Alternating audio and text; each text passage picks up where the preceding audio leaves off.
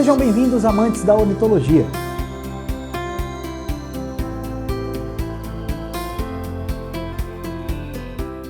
Na aula de hoje, conheceremos outros dois melânicos clássicos, os ágatas e os isabelinos. Com isso, teremos conhecimento sobre todos os clássicos e partiremos para as mutações. Os canários ágata centralizam a eumelanina negra nas penas, tendo como resultado um desenho fino e entrecortado. Muitos se confundem pela definição de chamarmos os ágata de diluído, mas isso refere-se apenas à redução da área de depósito de eumelanina, já que a tonalidade dessa eumelanina deve ser negra, não aceitando nenhuma diluição nessa tonalidade. Essa redução de eumelanina também pode ser observada na borda das remiges e retrizes, que se mostram de tonalidade cinza pérola. O desenho a que nos referimos é constituído por estrias negras, numerosas, finas, curtas e entrecortadas, que devem estar presentes tanto no dorso quanto no flanco. Já o desenho de cabeça desses canários deve ser composto por uma calota melanizada nos intensos e nevados, e por estrias negras, finas e interrompidas nos mosaicos. Outro desenho que caracteriza a mutação ágata é o desenho facial, onde temos na zona superciliar uma área menor de depósito de melanina, deixando aparecer a tonalidade do lipocromo mais evidenciado. E ainda temos os bigodes melanizados nesses canários. Como está reduzida a produção de pigmento melânico, diferentemente dos canários negros oxidados, o bico, as patas e as unhas devem ser claros. Como tratamos nos negros e nos canelas, a estrutura das penas é responsável pela largura do desenho.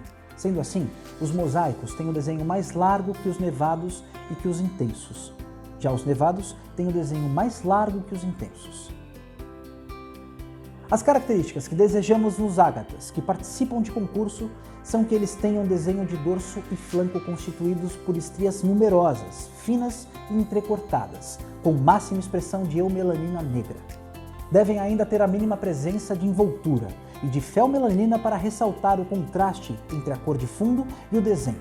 E também é importante que não percam características da mutação, que seriam as remiges e retrizes com a borda de tonalidade cinza pérola, os bigodes nítidos, as zonas superciliares com ausência de melanina.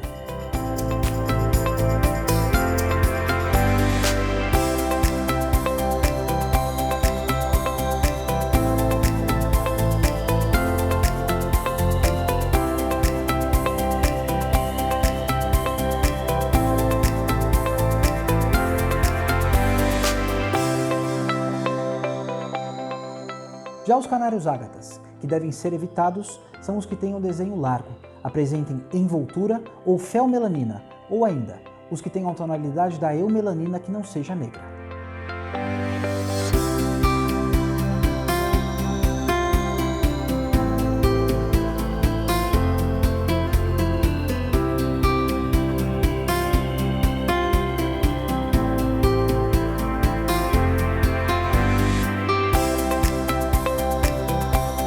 Os canários isabelinos têm diluição da tonalidade da eumelanina, já que a sua matiz é o marrom, e a melanina dos isabelinos deve ser de tonalidade bege, porém mantém sua área de atuação reduzida, assim como nos ágatas, caracterizado por um desenho constituído por estrias numerosas, finas, entrecortadas no dorso e nos flancos.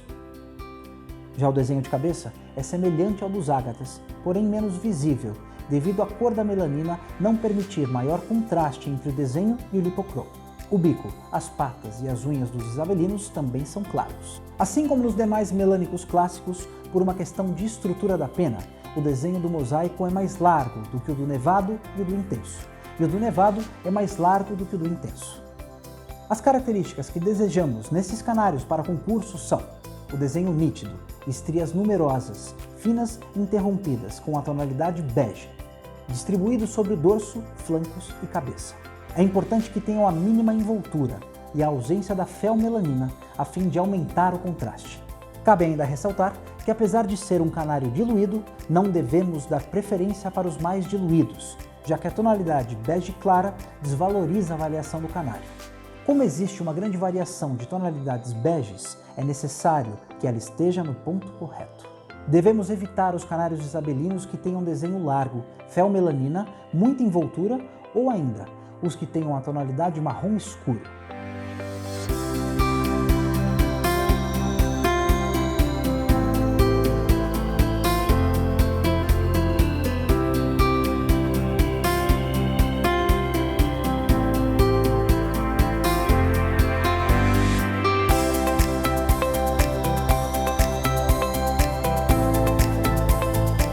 Chegamos assim ao fim dos nossos melânicos clássicos, onde vimos os melânicos oxidados, negros e canelas, e os melânicos diluídos, os ágatas e os isabelinos.